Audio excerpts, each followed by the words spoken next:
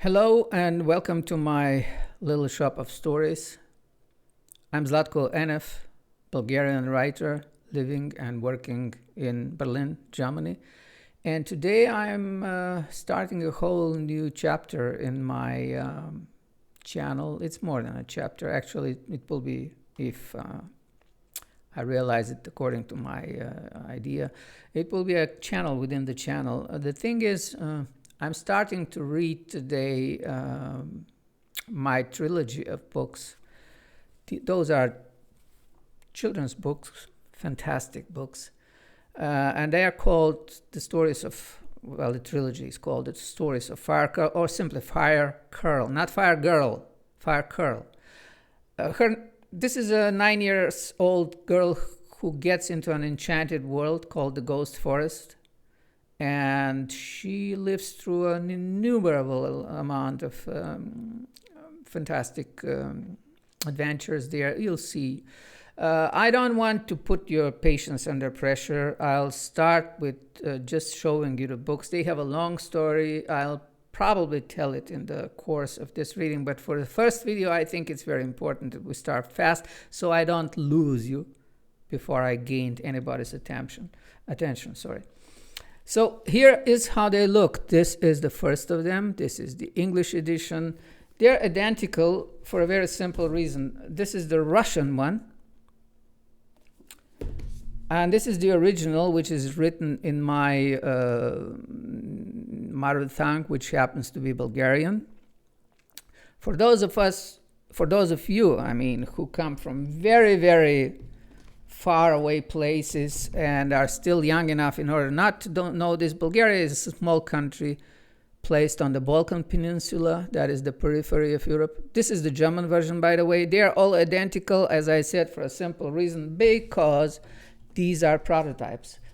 I produced them at my own cost. They are very richly, very exquisitely designed. And right now I'm fighting for finding a publisher or a literary agent, preferably in the UK. A long story. I've tried this for many years. So far, no success. But let me start with the story and see how we like it. So, as I said, this is the story of a girl. Her name is Anne. She's 9 years old. And she gets into an enchanted world. This is how it happens.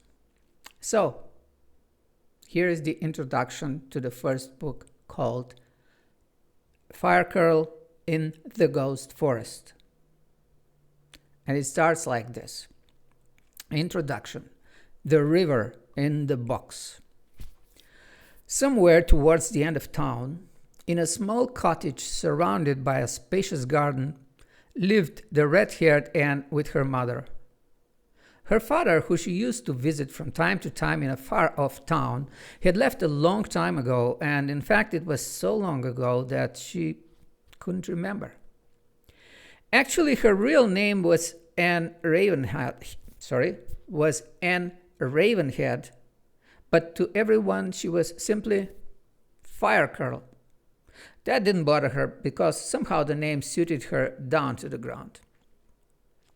Anne was 9 years old but tall, with a round, freckled face, a little snub nose, and a fringe that kept flopping in her eyes. Even though she was a big girl by now, she still loved playing with toys. And there were heaps of them all over the house. I say heaps because most of them were in bits and pieces piled all around. You see, Anne had a terrible temper. She wasn't an easy person to live with, especially for the toys, although they never complained. That's not to say that she didn't like them or didn't take care of them. On the contrary, Anne was a very considerate child, but sometimes. Well, there were times when she just flew into a rage and then woe betide the toys. The sweet, kind-hearted girl seemed to vanish into thin air and was replaced by a nasty, menacing creature who prowled around looking for someone to pick on. Pity the poor toys she set eyes on then, for all that tended to be left of them was just broken parts and torn shreds. Mom would get extremely annoyed and threatened serious punishment if it ever happened again. But one way or another, either the threat wasn't enough or she simply forgot about it. She was a very busy woman indeed. So that after a day or two, the storm had died down, much to the dismay of the poor toys, of course. The story I'd like to tell you began precisely on one of those awful days. Actually, it was a lovely day, for everyone, that is, except Anne. It was the beginning of summer holidays. The weather was warm enough to play outdoors all day long, but not so hot as to be unpleasant. Now, I'll make a small pause here to show you how Anne Firecurl looks in the imagination of the artist who drew the illustrations. She still draws them. We are just finishing the second book now and starting to work on the third one. This is the general logo picture of the first book, a picture that is trying to tell the story of the book in one picture. And here is how Anne looks. Look at this. The printing got a bit dark, so I'll show you a lighter version. I have two versions of them. Maybe you can see it better here. All right, so let's go on. I'll make these pauses regularly when I come to illustrations so you can get the idea, you know. Firecurl had spent most of the day in the garden trying to put the finishing touches to the teepee she had started building a few days earlier. It was hard going, though. There was always something wrong. If it wasn't leaning over, then it looked so stupid to her that she would have to tear it all down again. Mom was busy as usual, working at her computer all day, and was so tense and stressed that she wouldn't have been of any help. On top of all that, every child in the neighborhood seemed to have vanished underground. After hours of strenuous effort, Anne decided that the teepee just wasn't worth it, and so she went back indoors. Although the cottage was small, it was cozy and rather pretty. Downstairs, there was a spacious kitchen dining room. Next to that was Mother's bedroom and the everything room, a big closet full of old useless stuff. Anne sometimes spent whole days in there making up stories about winding paths and endless mazes. She wasn't in the mood today, so she went straight upstairs to where her mother's study and her own bedroom were. It would, of course, be exaggerating to suggest that Anne's room usually looked clean and tidy. With Mom's help, she managed to keep it some kind of order, but only on days better than this one. To be honest, today her room looked as if a herd of frisky baby elephants had just charged through it. There were pens, pencils, and crayons strewn all over the desk. Several unfinished drawings were lying on the floor next to the overturned chair. The bed she had attempted to transform into an enchanted castle that morning now looked very much like the abandoned teepee in the garden. The contents of the shelves and boxes were scattered all over the floor after she had rummaged through them looking for tools for her building project. Her poor, forlorn toys, most of which were in a very sorry state, lay heaped all around in every imaginable or unimaginable place. Anne entered the room, shooting murderous glances all around her, looking for something to vent her anger on. It didn't come to that, though. One glance convinced her that someone had been meddling with her things, and there was no way she would let that go unpunished. How dare she? She just managed to blur out in fury and rage before yelling at the top of her voice, "Mom!" "What on earth is the matter?" Mom was in the best of her moods herself, as she was desperately late with her translation. "For goodness sake, stop shouting!" "Have you been tidying my room?" Not exactly tidying. I was just looking for the scissors. I still need them, actually." "They're in the bathroom." Anne snapped back. "How come in the bathroom?" Uh, My new dolls got lice, and I had to do something about it." "You what?" Anne watched while Mom dashed into the bathroom and immediately reappeared clutching a mutilated, bald-headed doll. "This is disgraceful." Mom was so angry that Anne was quite taken aback. "We only bought it a week ago and it's already totally wrecked." "Well, you're not getting away with this time. Listen to me. You are not getting any more toys from me until Christmas. I'm sick and tired of your destructiveness." Firecurl was wondering whether to carry on scowling or to admit her guilt when the doorbell rang. She was glad of the excuse and tore downstairs. Maybe she could use the confusion to come up with something better than a lame apology. However, she was in for a surprise downstairs, which would make her forget all about her doll. There was a tall old gentleman at the door. He looked so strange that it gave Anne a start at first. He was dressed in a long coat that nearly reached the ground. Anne began to sweat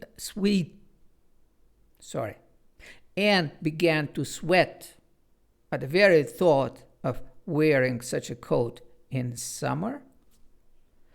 Perched on his head was a rather tall top hat decorated with shiny golden stars. His gaunt, bony face was covered with a long beard reaching down to his chest, and his appearance would have been rather frightening altogether if it weren't for his eyes, which looked so sparkling and cheerful even under the bushiest eyebrows Anne had ever seen.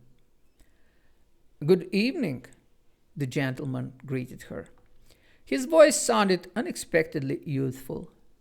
"My name is Nerot Laptsev, and I sell toys.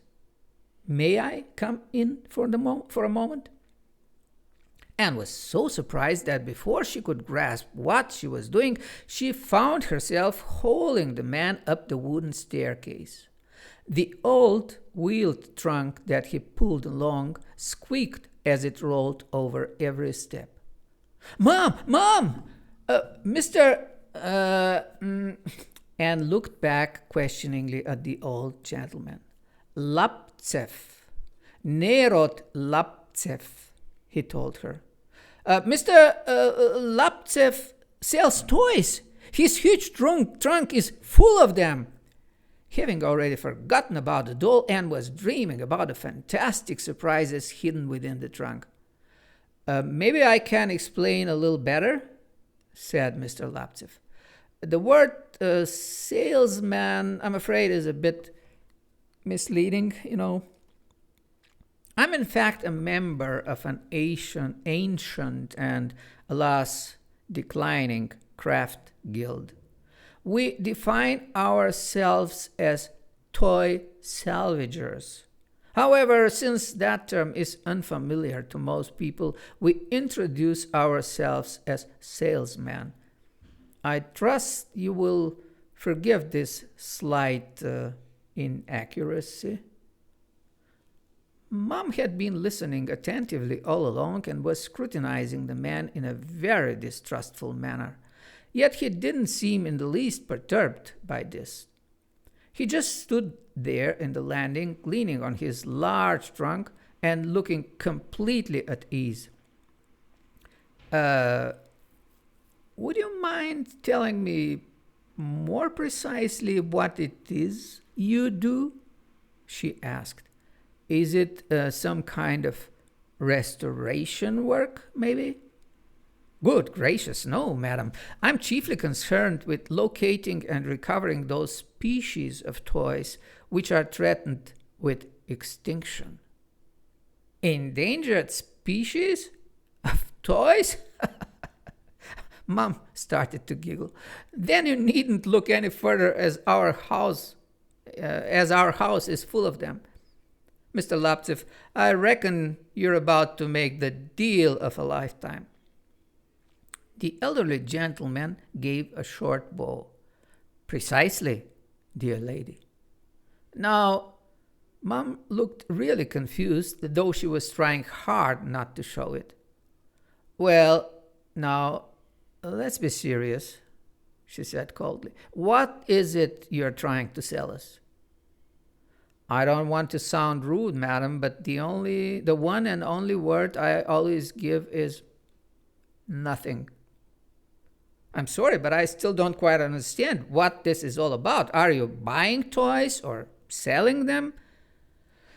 Let us rather say, my dear lady, that I exchange toys, but only when I find something that is of particular interest to me, naturally.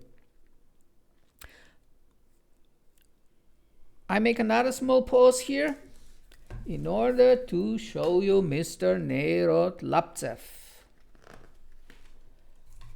Here he is, and he is full glory, a beautiful old man, and a kind of mystery, as we will see in the course of the story. So let's go on. Mom looked a lot more relaxed when she heard this. Okay, I think I'm finally beginning to understand. You are some sort of collector? In which case, you have probably not come to the right place. You won't find anything here older than a couple of months. The poor things just don't survive any longer than that. That is of no concern, replied Mr. Laptev. May I take a closer look at them? Please, go ahead, if you can handle the sight of a battlefield. The next 15 minutes were torture for Anne. She was so curious to know what was in the trunk that she could hardly restrain herself from begging Mr. Laptev to hurry up. As if deliberately trying to be annoying, he was so preoccupied with his search that he seemed to have forgotten about everything else. Very slowly and carefully he examined every toy he came across in the room. He even produced a magnifying glass from his coat pocket to take a closer look at some of them. Every now and then he would mutter something under his breath, and once or twice he scribbled something down in a little notebook. Anne's mother was meanwhile typing away at her computer and was clearly not distracted by his presence. But for Anne, time dragged by slowly like thick, gooey molasses. On more than one occasion, she tried to show her impatience by coughing loudly. For a second, she even considered demanding he stopped what he was doing, but oddly enough for her, she didn't dare to. There was something about him that made her feel uneasy. Besides, the toys were all in such a pitiful condition that she also felt a little ashamed. What if he didn't find anything interesting? Would he then leave without opening the trunk? Oh, for a split second, Firecurl had a twinge of regret. If only there were just one toy that was still intact. She was a practical girl, though, and rarely wasted time on such thoughts, so she quickly reassured herself that if he took a fancy to something, that would be great. If not, then too bad and good riddance to him. Sighed Mr. Laptsev at long last. I see. You are quite right, madam. He turned to her mother, who had immediately appeared in the doorway. I have found nothing substantial here. However, I would like to treat you to a little surprise so that you won't be left with the impression I have wasted your time. Otherwise, my visit would have been pointless, wouldn't it? He bent over the case, opened it, and carefully pulled out a large, flat box. It was weird, but Anne could have sworn that the box was bigger than the trunk, and yet she had watched Mr. Laptsev take it out of the case in front of her very eyes. She didn't dwell too long on that thought, because the elderly man was already slowly opening the box and setting it down on the floor. At first, Anne thought it was some sort of television set. Someone had once told her that there were televisions in Japan that could be watched from all sides. Then, it suddenly dawned on her that this was something stranger altogether. Mom was already squatting down next to the box and staring at it in awe and disbelief. There was a river flowing inside the box. Oh, sorry. That was my telephone informing me that the washing machine had finished its cycle, and it tells me this in Bulgarian for those of us who were curious what exactly happened now. Now let's go on. Actually, the river was just one element of the game. It surely had to be a game, although Anne had never seen anything quite like it before. There was a mountain range in the far corner of the left-hand side, right under Mr. Laptsev's elbow, where he was leaning on the open lid. Anne couldn't imagine how mountains so steep and high could possibly fit into that flat box. The river had cut through the mountains, frothing and roaring its way through the narrow gorge in between before it widened out into a gentle flow, dividing the hill plains which made up the rest of the game. Those hills were covered with dense forest, except here and there you could see clearings with forest animals the size of insects roaming around in the meadowland. Set into the landscape at various points were a number of tiny buildings. There was a watermill, a fishing jetty, and a minute hut nestling in the branches of a huge tree with an ingenious system of ladders leading up to it. Even the clouds, suspended just under the lid of the box, looked real and drifted slowly over the misty mountain tops. The scene was so incredible that Anne was speechless and just stood there staring at it wide-eyed. Evidently pleased at this reaction, the old man gave a little smile. And time for the next pause, because I want to show you how this looks in the imagination of Diana. This is the name of my favorite illustrator, Diana, whom I found about a year ago, a young lady of 30 years of age. Tomorrow is her 30th birthday, and I'll reveal a secret. I ordered a huge basket of flowers for her. This is a surprise, nobody tell her, which she will receive tomorrow between 11 and 2 o'clock in Bulgaria, in her office, where she works. And let's see what happens. Well, here is the drawing. I hope it is to be seen clearly, because I don't see actually what I'm showing it. In front of me there's a window with the text, and the one with the video recorder is behind it, so I don't see anything of what I'm showing it. This is a little bit of a risk, I realize, but let's go on.